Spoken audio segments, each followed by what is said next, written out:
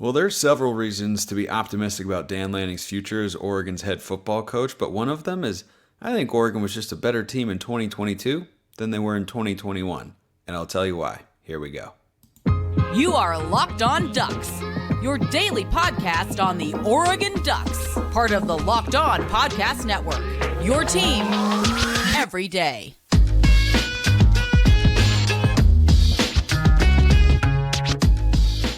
Yes, it is that time once again for Locked On Ducks. I'm your host, Spencer McLaughlin. Thank you so much for making this your first listen or your first view of the day. Part of the Locked On Podcast Network, your team every day, and your number one source to stay up to date with the Ducks. If you have not already, please like, comment, subscribe wherever you listen to or watch the show. Rate, review, 5 stars or 4 stars if you think that's the kind of show it is. That's a blue chip prospect either way. I would be good with it. Plenty to get to today, including the run of Oregon baseball. My goodness. What a run it is for Mark Wasikowski's team. But we begin with this premise. I was talking with one of you about this. I just knocked my chapstick over. Great start to today's show. I was talking with one of you about this a few days ago, a week ago. Time blurs together at this point, especially in these summer months as we await the return of football. But whether or not Oregon was a better team in 2022 or 2021. And I think the answer is 2022. And I think when you discuss that in the context of Dan Lanning's future as Oregon's head coach, I think what you're looking at is a guy who in 1 year did improve the team. Now, did the record improve? Technically, yes. Technically, no, right?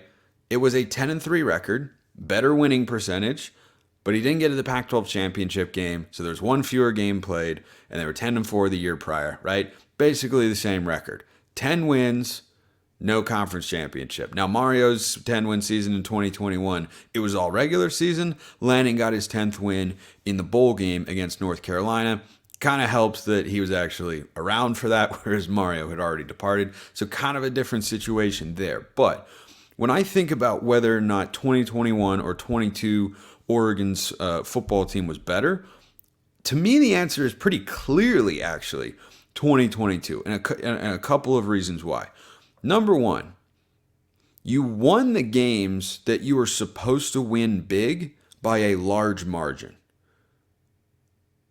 That's not an insignificant thing. I was actually talking about this a couple days ago with my brother, and we were reminiscing. We were talking about college sports with a friend, and we were reminiscing about the Chip Kelly days and about how, it was great. You had to get to the game by start time because it was usually over by the half, and there was nothing like that. And now we look back at that time and realize just how rare, uncommon, and amazing that all was. So when you think about what Oregon did a season ago, if you were a great team, it doesn't mean every game is going to be a blowout, even if you're a great team, right? Oregon's best teams, the two that have been in the national championship game. 2010, you had a close game against Cal on the road. And in 2014, they lost to Arizona at home, by the way.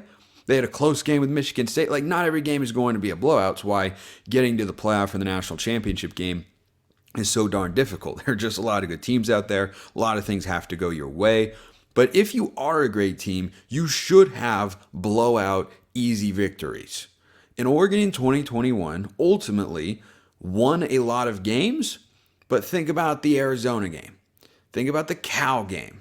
Again, 2 years ago, 2021. Think about even the end of the UCLA game, right? They storm back. They go down 14-0.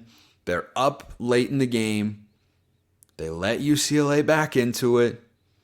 And they have to clinch the game against a backup quarterback with a late game interception from DJ James. Those sorts of things, not being able to put opponents away, not being able to beat teams by the margin you should, was in fact indicative of how good the team was. It was a good football team, don't get me wrong. You don't win that many games, I don't care who you're playing, if you're not at least a good football team, if you're doing it at the Power 5 level. But then you played a really good football team in Utah. And we all remember what happened that year, right?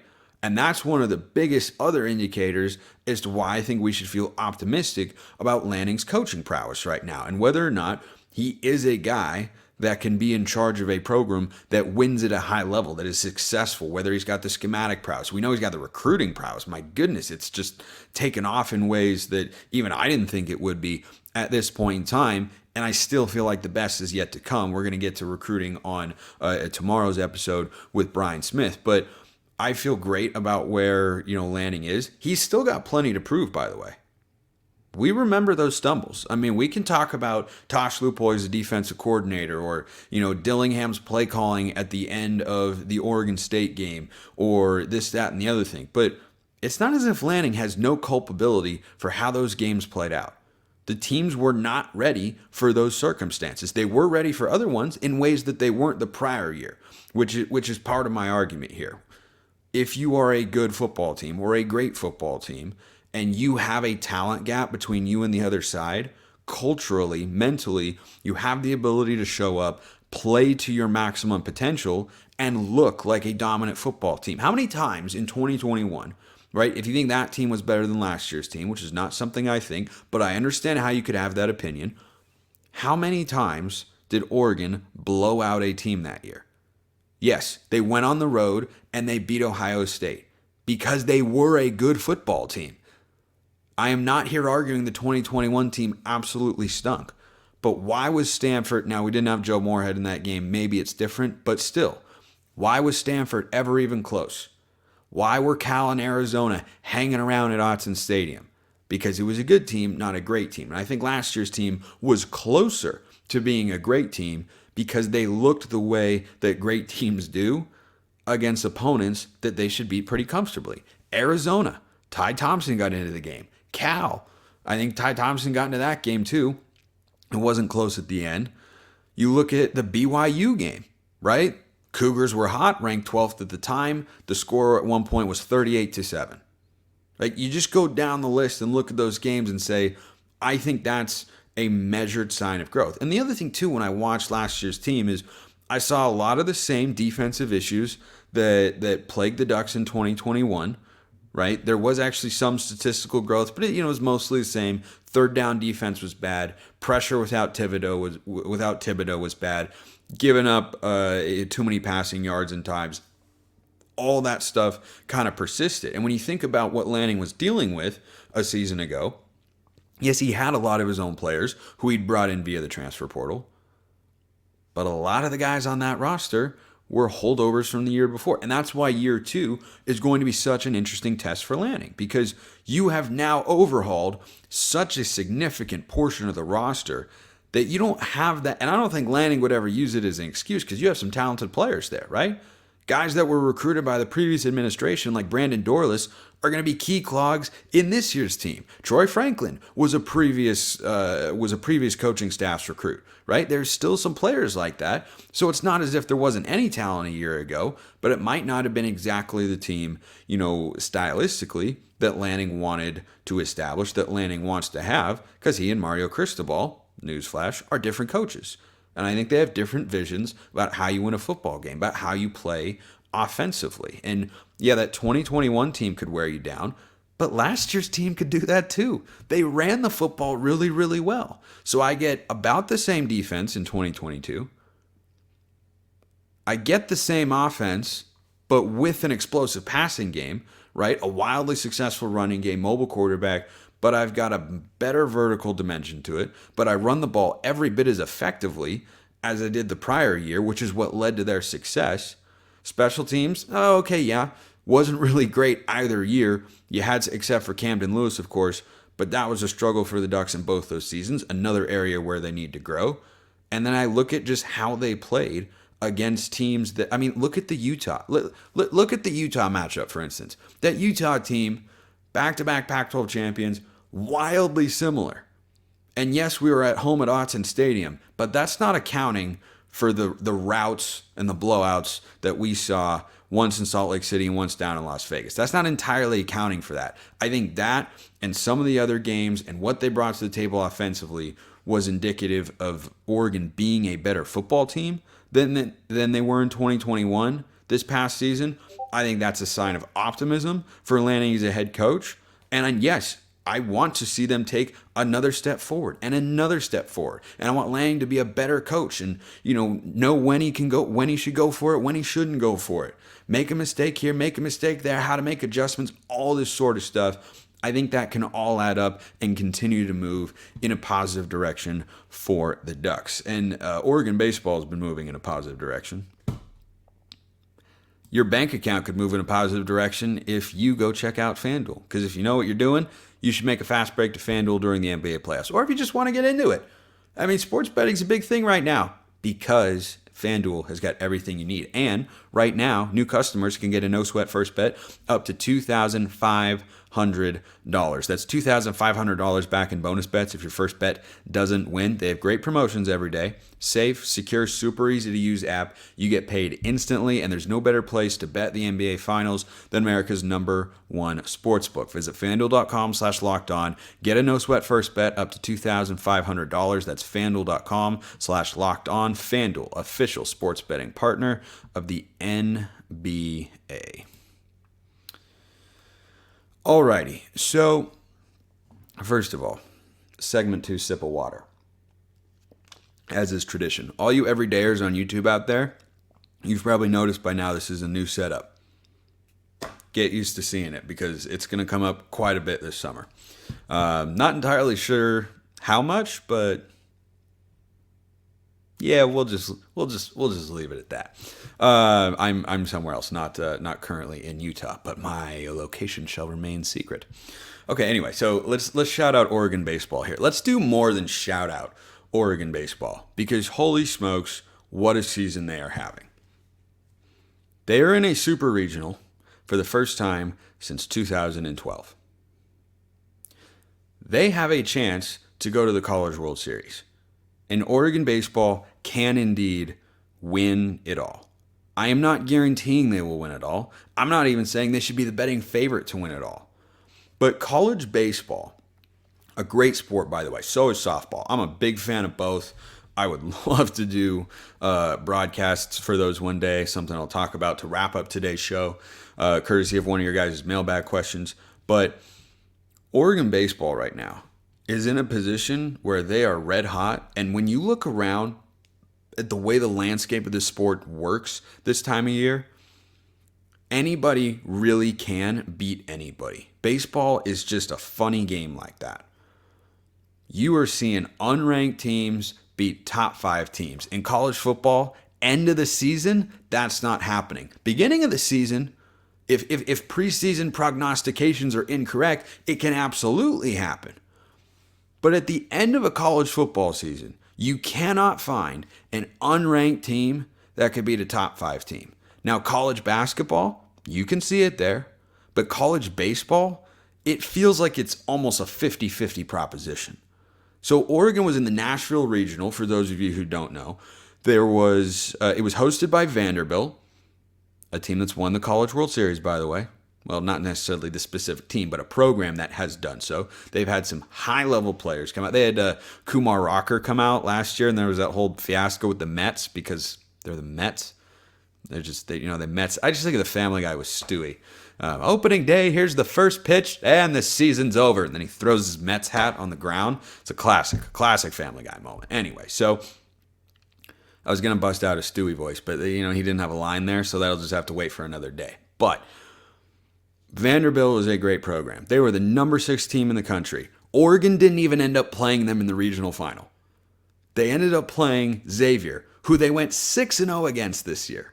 So they get there, and I forget who the 4th team was that Vanderbilt beat. But so we beat Vanderbilt, then we beat Xavier, and then we're in the regional final, and we end up playing Xavier again. We run them out of the ballpark 11-2. Riku Nishida is the Nashville Regional MVP. If you haven't seen this guy play, he's awesome. He uses a wood bat. He's the classic. He is everything that you want in a second baseman. Small, scrappy, fast, little power. Not a lot, but maybe a little every now and then. Line drives. He just serves the ball left, right, and center field.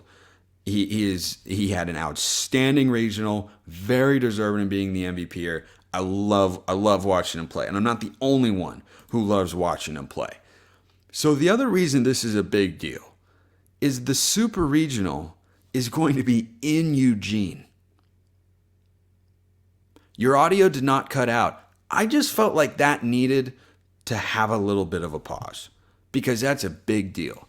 And I hope when I turn on the game, I believe is this Friday. I forgot to double check before I came here on the show, but I'm pretty sure it's Friday. I would absolutely love to turn on the TV, see Oregon baseball playing in a super regional, and boy, I would love to see that place packed to the brim. That'd be pretty neat. It is on Fridays when it starts. So it's a best 2 out of 3 now. And they're taking on Oral Roberts. You may remember Oral Roberts from such runs as a Sweet 16 berth, courtesy of their 15 seed status a couple years ago in the NCAA tournament. They beat Ohio State, and then I forget who they played in the second round. That Oral Roberts, their baseball team, is having quite the year. It's a best 2 out of 3. Oregon and Oral Roberts. Winner goes to the College World Series. And this is the longest I've talked about baseball all season long here on the show. But they're absolutely deserving of this sort of attention because they're having an outstanding season. Mark Wasikowski has built them into a consistent contender and player in the Pac-12. They won the Pac-12 tournament, carried that momentum over into their regional. And a good way to think about this, for those of you who don't follow college baseball quite as much, is they're essentially now in the Sweet 16. There are 16 teams left, and the top 8 will end up the winners of the 8 super regional matchups, which are a best of 3. They will go to Omaha and the College World Series. And if you're also new to the baseball scene here, Oregon's pitching has had some high highs and some low lows. But they were really, really good in that regional, and that's the key. If they pitch well, they will win. They will win the super regional at the very least. It like everything is a toss-up now. Like I was saying earlier, everybody can beat everybody. You go into a game, if you see an unranked team against 12th ranked team, it doesn't matter. Okay, none of it matters. Which is why I started this rant with my take that Oregon can win the College World Series. This is absolutely possible. And these dudes can hit the baseball. It's not just Nishida. Up and down the lineup. These guys can swing the bat. I mean, Ceballos and Tanner Smith, and you just keep going. They have got so much power, average, discipline, pop, timely hitting. They have been jumping on teams early, giving their pitching some cushion, and they have just been hitting the daylights out of the ball. And I absolutely love to see it. I love college baseball. I love college softball. You know, the softball team, by the way, Oregon's one of very, very few programs to have a baseball and a softball team both make a super regional in the same year. That happened for them this year because the softball team got out of the Fayetteville super regional against Arkansas and ended up losing to Oklahoma State, who fell the other day in the Women's College World Series to Tennessee, I believe it was. And, you know, that's a really, really tough team. That could happen to Oregon baseball here. But they're in a position. Biggest thing they got. I don't know if any of you watch The West Wing out there. I know I have some older listeners or viewers. I appreciate all of you no matter what age you are. Like I seriously, seriously do. And those of you who watch The West Wing may remember the iconic Josh Lyman scene where he's running. I think he's still working for the Bartlett administration. No, it's when he's the campaign manager for Matt Santos, and he comes out of the door, just getting off the phone. He heard some polling numbers, and he goes, "We got momentum, baby. We got the big mo." The big mo. Okay, baseball is about the big mo, and right now, Oregon's got the big mo. Pac-12 tournament champions. They come out of a regional with a past College World Series champion in Vanderbilt. They're hitting well. They're pitching well. Mercado is back into the fold. Logan Mercado, one of their best pitchers this year. He battled an injury. He's, working his way back. I am loving what I'm seeing right now. And again, I'm not guaranteeing anything because you can't guarantee anything. But that is why Oregon has a chance here. This is a wildly unpredictable sport. They can hit the ball. That is what you can guarantee. Don't expect them to win a game 2-1. That's not their MO. But Mark Wasikowski teams have got a clear identity. They hit the baseball, and they hit it as often as they can. And this team is doing that right now, and they are playing with a lot of confidence, a lot of swagger, a lot of emotion. They're in a super for the first time since 2020 or since 2012. To be hosting that is awesome. Get your butts to Eugene this Friday. Pack the house. I cannot wait. Okay. Let's move into the mailbag for today. Again, you can always be part of the mailbag. As everydayers out there know, YouTube comments, drop one there. I monitor those every day. Or hit me up on Twitter at Smalls_55 or at Locked On Ducks. This is from Kylie Hudson.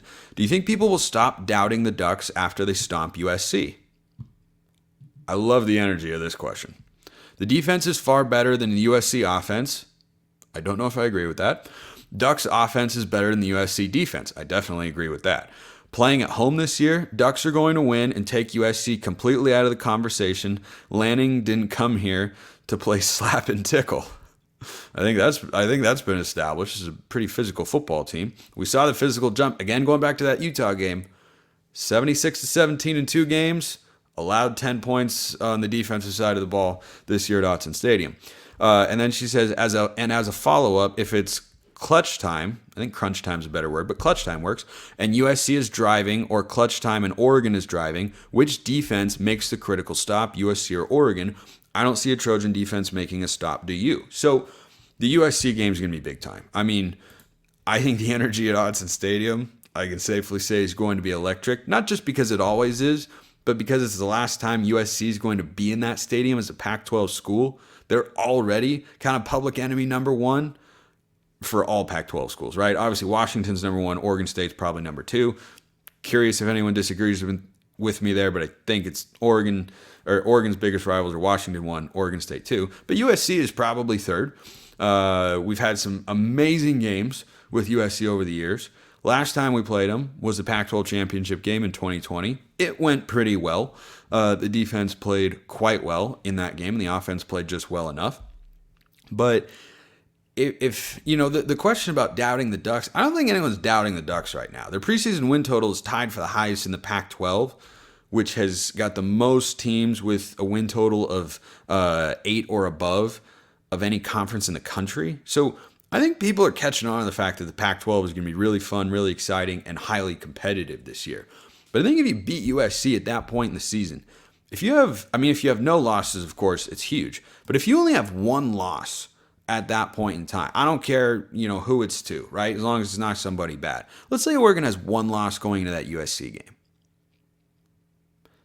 If you were to make a statement victory like that, if you're sitting on the outside looking in of the college football playoff discussion, a win against USC, especially if it's, the way Kylie is saying here with a lot of confidence, if it's a stomping, if it's a statement kind of victory, right? Jerry Allen circa 2010 against Stanford, statement. If it's something like that, that's how you go from being in the 8-9 range to, ooh, we're in the 4-5 range, or ooh, we're in the 2-3 range, right? If we're sitting 6th in the polls for the last couple of weeks and then you beat USC, I think that is going to be the sort of game that can boost you up the rankings in the college football playoff in this final iteration of the 4-team format, which of course we all know I lament, but hey, that's just the way it is. There's nothing I can do about it at this point in time. It could be a huge, huge boost for the Ducks. Now, to your other points, I respect the confidence here. I really do. But Oregon's defense, I expect to be vastly improved, will not be better than the USC offense. I am all in on Caleb Williams. I think that guy is, as many people have said, the closest thing to Mahomes we've had since Mahomes. I don't see anything in the toolbox that he doesn't have.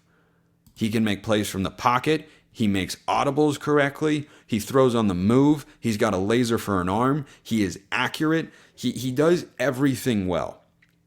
And I want the Seahawks to end up with him. Unfortunately, I see now that's not going to happen. And I don't know I don't need to get into the Seahawks here. Of course, this is a Ducks podcast. But if Caleb Williams is healthy for that game, it's going to look like Georgia and Ohio State, right? And it's not necessarily, it's an offensive era of football, right? Offense dominates. So it could very well look like the Georgia-Ohio State semifinal, which was an amazing game, by the way. But that vaunted Georgia defense with all their talent, you had a top 5 NFL quarterback on the other side with first-round wide receiver talent, with a smart offensive coach, and the game was a shootout. And that's what it would end up being. I cannot see both teams being under 30 points in that game. Now, USC has added a couple notable transfers on their defensive line. Bear Alexander from Georgia and Anthony Lucas from Texas A&M, both former 5-star recruits. That will help. But I'm not all in on USC's defense suddenly becoming a dominant unit. That game has the makings of being a shootout. I think it'll look a lot like the Washington game a season ago, and it'll come down to a play or two here and there. I think it could very much be like that. But I don't expect to beat USC by a bunch. But then again, with that, Jerry Allen call against Stanford with Michael James breaking free for a late touchdown, I didn't expect to beat that Stanford team by 20 points either. And that ended up happening at Autzen Stadium. That's going to be a big-time game. It's going to be a big-time game, and it'll be a big-time opportunity for the Ducks as well. And then to your second question here, Kylie, if it's clutch time and USC is driving, which defense is more likely to make the stop? I'm leaning Oregon here. I'm leaning Oregon all the way because I've got Dan Lanning on that side of the ball. Now, which offense would I trust more? USC. I would, even though I like our offense a lot. Late game situations, it is about coaching, making the right play calls, having the right personnel on the field, understanding the situation. I'm going to lean Lanning on the defensive side of the ball. Even though they had some questionable moments last year, I think they're poised to take a step forward. But offensively, I don't know what Will Stein is yet. I'm optimistic about what he can become as Oregon's OC. But Lincoln Riley is sharp. Lincoln Riley is really, really sharp and really, really good. I think it's going to be an exciting game, and it could come down to which defense can make more stops than the other side, because I don't think there are going to be a ton in that particular game. But great question, Kylie. Love it. Love the matchup stuff. And obviously, I host Locked On Pac-12. I talk about these teams a lot. I'm fairly well versed in them, although it's kind of Locked On Pac-12 realignment at this point. But I love talking about the matchups and all that sort of stuff, so by all means, keep the questions coming on that front. Let's close with this one from Eric. Thanks for sharing about your process and your background recently, about how I dive into making a podcast every day, or as often as I can. What's your dream job in sports broadcasting? My guess, taking over for Jerry Allen as the voice of the Ducks. What is my dream job in broadcasting? Yeah, it's pretty hard for me. I have thought about this a great deal. And I actually, before I came in here to record the show, thought about how complicated it would sort of be. But then I figured out a workaround of sorts. I would like to have Dave Pasch's job one day.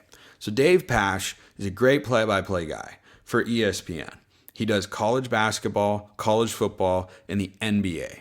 Those would be the 3 best sports. Basketball is my favorite sport to do play-by-play for, and college football would be a very, very close second. So being that as it is, and he does some big-time radio stuff for ESPN too, Dave Pasch is also the radio voice for play-by-play for the Arizona Cardinals. Now, if I were one day, God willing, the radio voice of the Ducks, taking over for Jerry Allen, which would in fact be a component of my dream job, I would also like to have national TV contracts. Like, that is 100% a lifelong goal of mine, is to call national college football and basketball on television. Now, you see how that could get kind of tricky, right?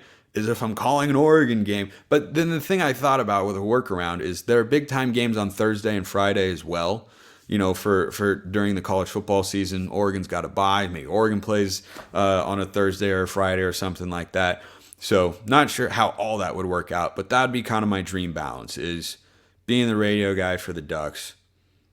I would love to still be hosting the show at that point in time as well, because gosh, I love this stuff and it's really, really fun. And calling nationally televised college football and March Madness games. And I have had the good fortune of calling a March Madness game. I was doing the home radio broadcast for the Southern Utah women against Notre Dame this year, but getting to the network television side of that would be pretty neat. That's kind of what I'm chasing, right? And you all help me be a part of that. Seriously, you do. Like, this is, something that I do to try and make myself a better broadcaster, and also to entertain you as much as I can and keep you up to date on the Ducks. So we'll close it there for today. Appreciate everyone listening. I will see you next time. Have a wonderful rest of your day. Thanks for the questions. Send them in. And until next time, as always, go Ducks.